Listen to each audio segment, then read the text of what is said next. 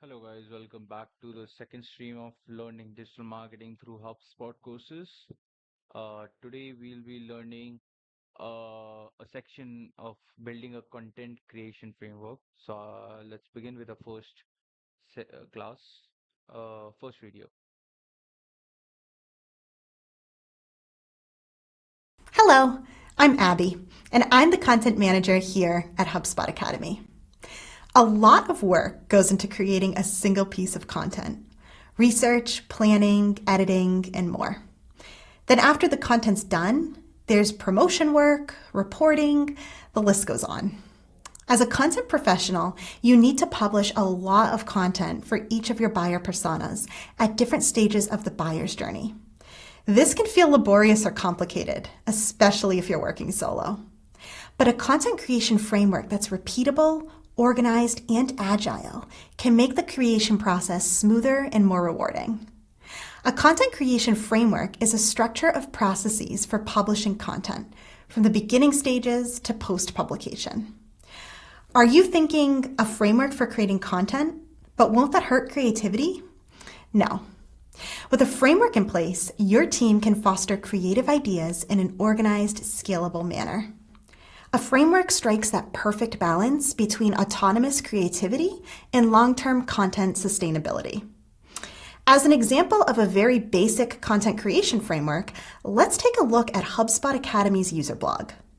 The user blog aims to educate and inspire HubSpot users to reach their inbound business goals with the HubSpot software. We have a diverse group of subject matter experts contributing articles. We also have a variety of editors to make sure the articles are the best they can be before publication. Then we need to take into consideration the topics we feature, the customers and partners who will contribute articles, and some ad hoc content to educate our readers on HubSpot updates and news. That's a lot of moving parts. So to keep things organized, we have a framework. Let's take a look. This is the user blog's editorial calendar. It's organized in a Google Sheet. I create each month's calendar 1 month in advance so that all writers and editors get plenty of notice before their deadline. The publish date and publish time are documented so that editors know what date and time to schedule their posts for publication. Then there's the due date column. This is the date the writer needs to submit their article by. This way, each editor gets a full week to review the article. This is especially important since our editors are either freelance editors with a lot of content to juggle, or they're volunteer editors here at HubSpot who have full-time jobs. The writer is responsible for writing their article and getting it in on time, so their name is documented in the responsible column. In the blog post title column, writers enter their proposed title, or if they don't have a title in mind yet, they enter a quick blurb on what they plan to cover. Then in the description column, they enter a short sentence or two about what their article will explore. The next column asks writers to enter a word or two about what HubSpot tools or products their post highlights. This way, I can make sure writers create articles that will educate and inspire HubSpot users. Also, the editor will use these words as tags when they edit the blog post. The status column reflects what stage in the creation process the blog post is in. Pending, the slot may be filled by an article, but the writer hasn't confirmed yet. Confirmed, the slot has been filled with an article and confirmed by the writer. Submitted, the writer has submitted their article for editing. Scheduled, the editor has reviewed the article and scheduled it for publication. Published, the article is live. Lastly, the editor column lists the name of the person who will be editing each article. This way, the writer and editor can communicate before, during, or after the editing process to make sure everything's in order for publication. So that's one example of what a content creation framework looks like for content in the short term, planned 1 month out. You also might want to create a long-term content creation framework where you plan content up to a few months to a year in advance. Why would you want to plan content this far ahead? Well, you need to serve your audience's needs and educate them over time depending on what they're looking for. For example, I used to be a technical writer here at HubSpot. Our readers were looking for information on how to use their HubSpot tools. On our team, we needed to create content and publish it quickly to align with product releases. So to make sure we could update our current articles and create new ones on time, I worked closely with our product team to keep track of all upcoming product changes and new releases. These were usually planned up to a few months and sometimes a year in advance. So we planned our content to align with those timelines. We used Trello boards to keep track of how changes were moving through the product team's pipeline. When a change was coming closer to launch, the technical writers had time to collect content for updating and write drafts of new content to educate users about the releases. These releases also involved product announcements, blog posts, emails, and other forms of content to serve a variety of personas. So we all needed to work together and stick to our long-term content creation framework. When you're planning your content for a month or even a year in advance, remain flexible to account for the changes that will inevitably come up. Sometimes campaigns, timelines, and personas will need to be adjusted.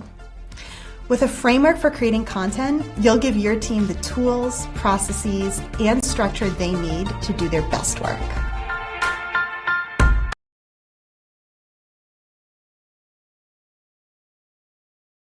So, you want to create your content in a streamlined manner. Let's jump into the 5 steps to building a content creation framework. Conceptualizing content, planning a timeline, creating a workflow, reviewing and editing content, and organizing and storing content. When conceptualizing content, the first step is coming up with appropriate ideas for your content offers. A content offer is something you create and publish in exchange for personal information like a name and email address. Struggling to generate content ideas? Do some online research like reading blogs related to your industry or checking out content marketing survey results. Another option is to write down frequently asked sales questions or important industry knowledge that would be helpful for your target market to know. If you're looking for a list of ways to generate meaningful content ideas, check out the resources section below. As you gather ideas, focus on creating content for every stage of the buyer's journey: awareness, consideration, and decision. In the awareness stage, a prospect is experiencing and expressing symptoms of a problem or opportunity. They're doing research to more clearly understand, frame, and give a name to their problem. They're looking for educational content to help them answer some of their questions and concerns. Think blog posts, ebooks, social content, and how-to webinars. In the consideration stage, a prospect has clearly defined and given a name to their problem or opportunity. They're committed to researching and understanding all available approaches and methods to solving their problem or opportunity. Create content that positions you as an expert in your industry. Demo videos, case studies, and FAQ articles are great resources to build relationships with readers and establish trust between your audience and your brand. In the decision stage, a prospect has now decided on their solution strategy, method, or approach. They're compiling a long list of all available vendors and products in their given solution strategy. They're researching to trim down this long list into a short list and ultimately make a final purchase decision. And that final purchase decision could be you. So provide them content such as free trials, consultations, and articles that provide education on your products or services. For more detail about the buyer's journey and creating content for each stage, check out the resources section below. Now, back to building a content creation framework. Step 2 is planning a timeline. When putting together a timeline, keep in mind that you'll want to maintain agility while still having time to execute on your initiatives. When planning content creation over the span of a quarter, try to have at least 2 or 3 content offers you want to create and organize your content by buyer's journey stages. Keep your goals in mind here. Is the focus for this quarter improving volume of leads? Is it increasing the close won rate for your sales team? Is it growing blog traffic? Use your goals to determine what content you need to focus on. From there, map out what content you need and when it needs to be live. This will give you a sense of the resources you'll need in-house to create this content yourself. You can also use your goals to decide if you need some external help from freelancers. In addition to planning out your content offers, identify any company-wide initiatives that will need support from content over the next 3 months. Examples of additional content are posts on events that you'll be attending, rebranding information, and new corporate partnerships. The third step is creating a workflow.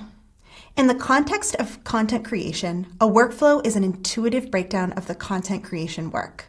It consists of the sequence of steps a piece of content moves through from its initial creation to publication. Your workflow should clearly identify who will do what. It should also identify if outside influencers or freelancers will be contributing, and if so, in what capacity.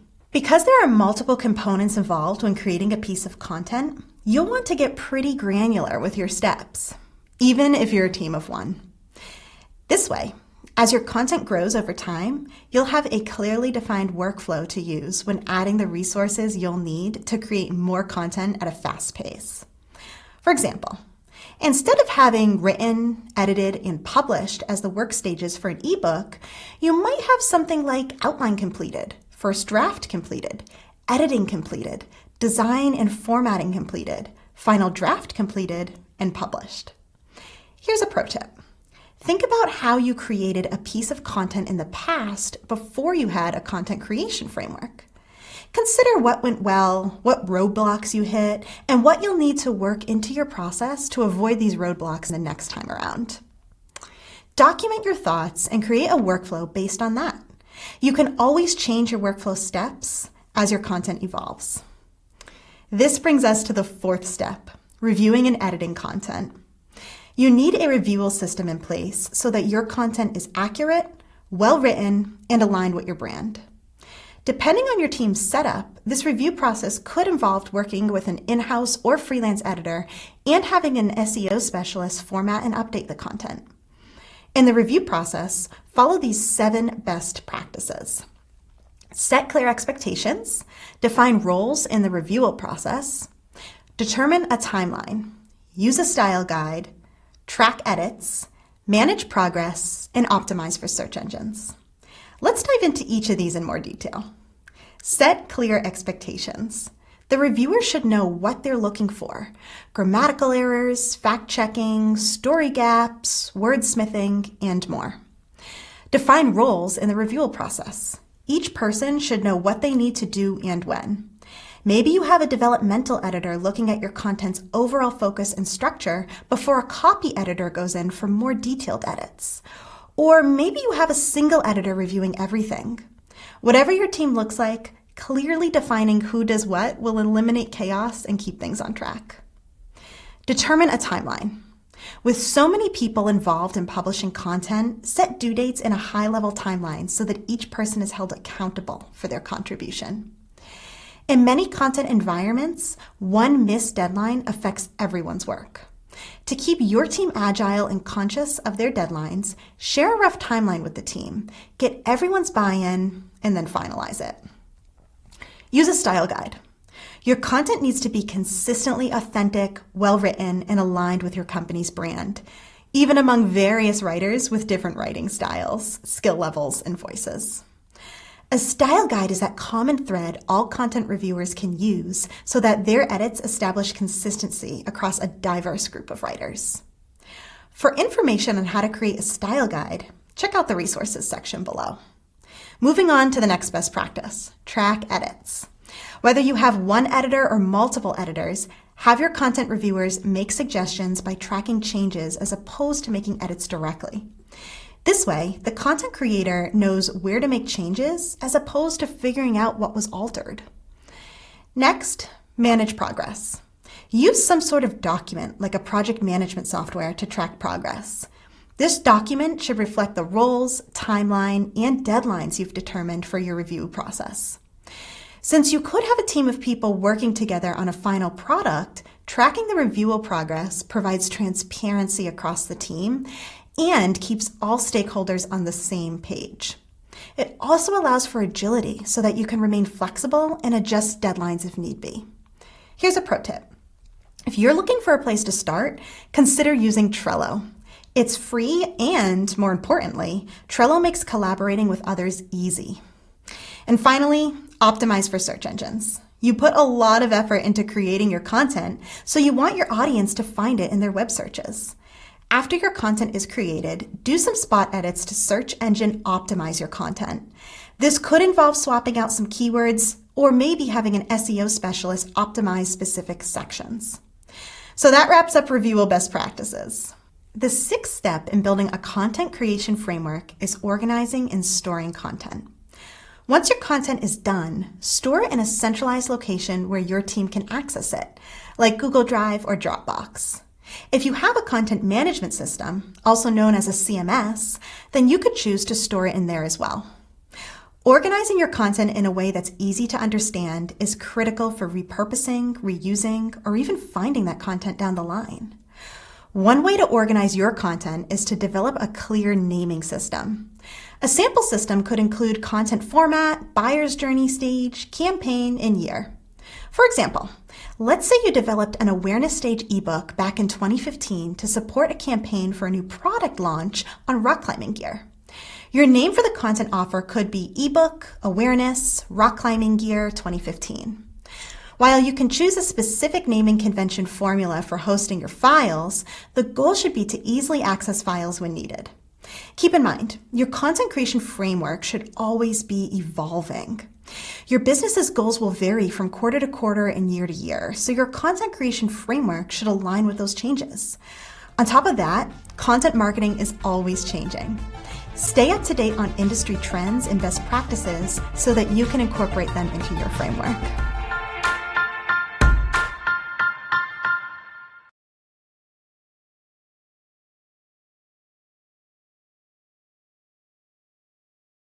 To build a framework for scalable and organized content creation, there are two main types of resources you'll need: your team and your tools. Let's start with your team. There are 5 primary types of responsibilities in content creation: content management and strategy, writing, editing, designing, and distributing. First, let's cover content management and strategy. This responsibility involves creating a long-term content plan, mapping it to business needs, ensuring the other responsibilities are met, and analyzing the reports. This person is the leader of the group and works with everyone involved so that things move along smoothly to the finish line. Most businesses hire a content marketing manager or content marketing strategist to fill this role. The second responsibility is writing. Typically, a content writer or marketer will do the writing. While many businesses have niche or technical markets, the individuals writing your content don't always have to be subject matter experts. Instead, much like a journalist, they can work with internal and external subject matter experts to create compelling and useful content. While many companies choose to write their content in-house, some choose to outsource that work. Writers from companies like Scripted or Upwork can create tailored content for your marketing campaigns. And where there's writing, there's editing. Once content has been planned and created, it needs to be edited. Just because a piece of content has been created doesn't mean it's ready to be published.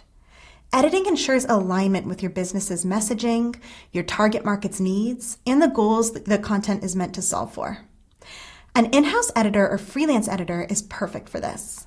But if you don't have an editor, consider having a teammate with a knack for communication review your content. A fresh set of eyes and a different perspective can make your content stronger. Next is designing. Once the content has been written and edited, it needs to be packaged in a way that's appealing to readers. Having an attractive, fluid format and design can make all the difference in getting someone to stay on your site and enjoy consuming your content. Effective design also plays a huge role in information hierarchy. You need high-quality design to structure your content in a way that's easy for readers to understand and navigate. Think about it. Can you remember a time when you looked at a website or flyer and decided not to read it because it didn't visually make sense? In marketing, we use the term blink test to refer to the 3 to 5 seconds an average site visitor spends scanning a website visually and then deciding if they want to spend time looking through it. So to make it easy for your audience to scan your content, pull out a few important details and then engage further. A good designer can be the difference between a below average blink test pass rate and consistently getting people to stay on your site. Try using tools like Canva to step up your content design. If you're not able to do this work in-house, consider a freelancer. Finally, there's distributing. A content distributor, also known as a social media coordinator or specialist, is responsible for bringing the content to market through a strategic promotion plan. They need to either create or coordinate the creation of promotional content, map it to the available channels, and schedule it for publication. They're also the person responsible for analyzing the results of the campaign. Depending on your team and business context, you might have one person fill multiple roles. Just make sure that person isn't strapped with too much responsibility. Have a checks and balances system spread amongst multiple teammates. If your team members are already at full capacity, look into freelancers to pick up the additional work. Here's a pro tip. If you're just getting started with building your team or looking for resources to help you complete a project, consider hiring a freelancer as your first team member. To learn more about the advantages of using freelancers, as well as how to get started with hiring one, check out the resources section below. So that covers your team. Now let's talk about tools. To build your content framework, you'll need 3 main tools: CMS, analytics tools, and planning and internal communication tools. A CMS is a tool for creating, editing, and publishing digital content. There are different types of content systems, such as HubSpot and WordPress, so you'll need to identify what works best for your company's needs. Whichever CMS you use, be sure you have the ability to edit your website, create and publish content for your blog and landing pages, and optimize content for search engines. You'll also need analytics tools. Use your analytics tools to understand the impact of your content on your business and identify opportunities for improvement. Most paid-for CMS tools come with built-in analytics, and any social platforms you use will also have built-in analytics. But if you're looking for an analytics solution with extra insights, then HubSpot and Google Analytics are strong choices to consider. In fact, try using both. The 2 platforms offer different kinds of insights that, combined, create a complete picture.